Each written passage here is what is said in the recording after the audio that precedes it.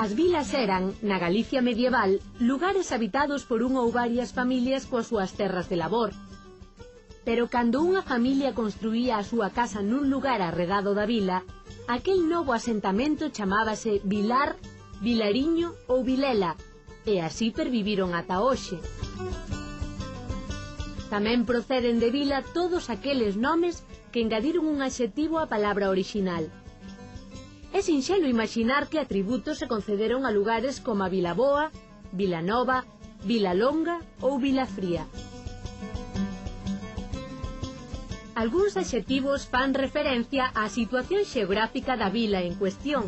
Así, no alto están Cima de Vila ou Vila do Monte.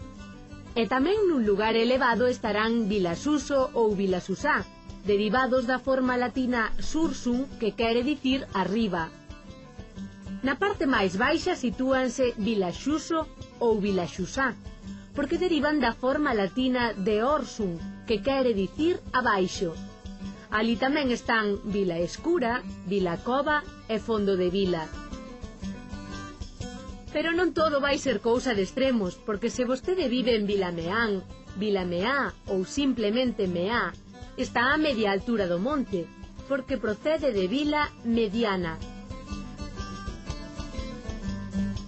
Compre escoitar o que nos din os nomes dos lugares.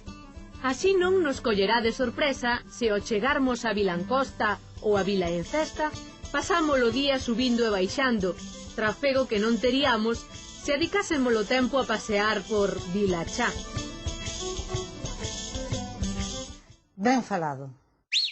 Que necesitamos para coser un botón?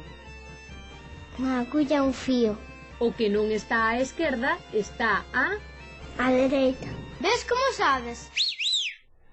A toponimia da vila dame a ocasión de responderlle a unha telespectadora que me pregunta como se día en galego o castelán ser el hazmerreír. Esa persoa que co seu comportamento injustificadamente fachendoso provoca risa. Pois dice ser un vin de o ver á porta da vila ou ser un vin de o ver. A porta da vila era o lugar de reunión e de encontro e de todos os rexouveos.